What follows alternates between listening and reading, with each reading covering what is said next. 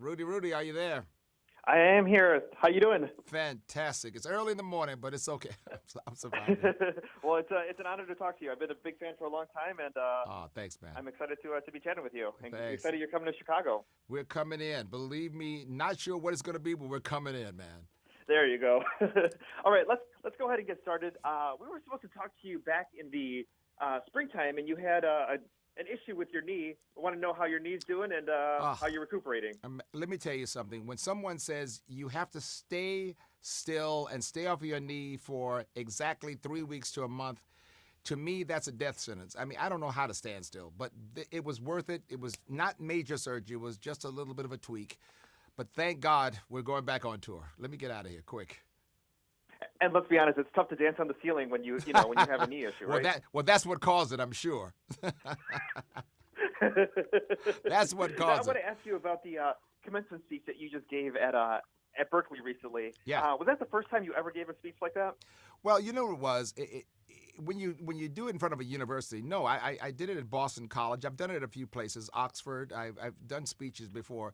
But what made Berkeley so special is that all those were music majors. Those were music, actually very talented kids. And so I must tell you something. I introduced myself by saying, "My fellow Martians," and of course that was my first applause.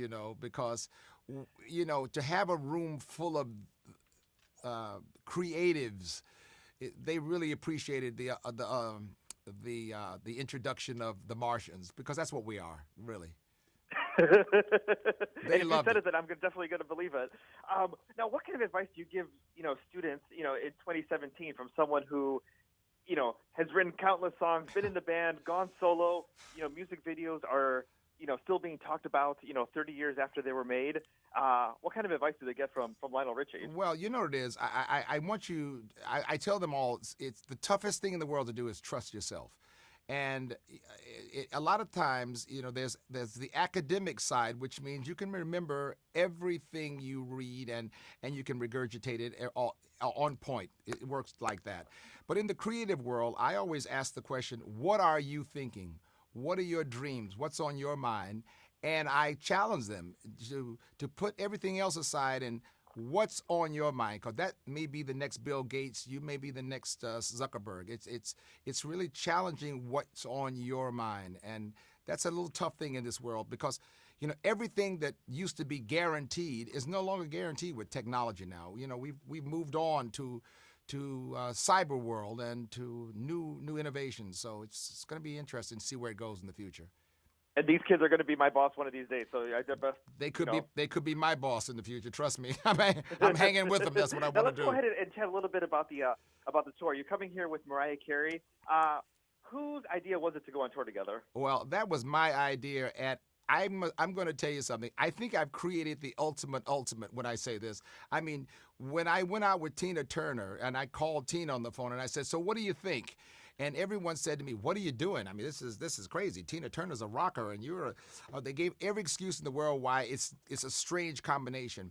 Well, when I announced Mariah and I going on the phone, I got a better call. What are you doing? I mean, and I said, "This is the first tour where even I don't know what the show is going to be like." I mean, I must tell you, it's going to be so much fun, because hit for hit, pound for pound, I'm not worried about the music. It's the absolute interaction with the audience. And she's a master at being that diva that comes out and gives all the play in the world. And of course, the karaoke part of the whole show is the part that I'm loving the most. We know, the crowd knows every song we're going to be singing. So that's the best of the night. I hope when you're here, you don't get too thrown off by me screaming at all the lyrics, and my voice might not be on pitch, so I'm apologizing ahead of time. Well, I tell everybody, Rudy, at the beginning of the show, I said, "Now listen, I know you came to hear me sing, but please meet the people around you, because they might be singing a lot louder than I'm going to be singing, because those are the people you're going to be hearing." Now, I don't want to give away any surprises, of the show, but will you guys be taking the stage, together? The one thing that I thought about was "Endless Love." You guys have both done that song. Yeah. I'm like, it makes sense, but I don't want to spoil anything if there's any surprises in the show. I plead the fifth on that one. I plead the fifth. I'm probably going to hold off on that until until the Congress and the Senate does some more investigation. But I think that's something that might come up. I won't give it away, but it might be a possibility. All right. Well, we'll keep that one. People in suspense, and people can go check out the show in August. One thing I wanted to chat with you about was your song "Hello." So, as a little kid growing up, you saw the music video, you knew the song, and 30 years later, people are still referencing the video, the clay thing. People are still making memes. You lost, right? And I think you even have some merchandise too with the "Hello" is the me you're looking for. Exactly.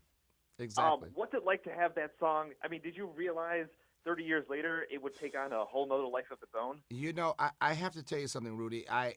At the time, I was a little nervous because I thought when we first released that record, "Hello Isn't Me You're Looking For" has got to be about, either it's going to be epic or it's going to be the laughing stock of the business, because I thought it was corny. I said, "Hello Isn't Me You're Looking For." Oh my God, that's corny. And about 3 weeks into that song, it was not corny at all. It was the greatest pickup line of everybody around the world I've ever had in my life, because it just worked. And of course, once the video came out, then it's really one of those songs that it's actually, let me tell you something funny. When we were in China, the lady said to me, who's head of the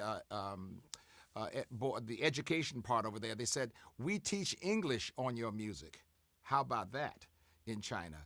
So, I mean, it's those little corny straight lines stuck on you, easy like Sunday morning. They're all very simple language, but they also are great teaching tools. It works. That's wonderful. You forget that people learn English in a second way, and you say hello so slowly that it's an easy word to go ahead and pick up. Well, it's great. It works very great. And by the way, it works even better when I'm at the show. And there are times when I'm trying to get my breath on stage, and you realize the crowd is singing the song for me. That's really great. That makes it easy. Well, we can't wait to see you in August, and thank you for chatting with us this morning. All right, Rudy, take care, man. Big shout out you too. Talk to you big later. shout out to Joliet. You got me. All right, sounds good. Bye.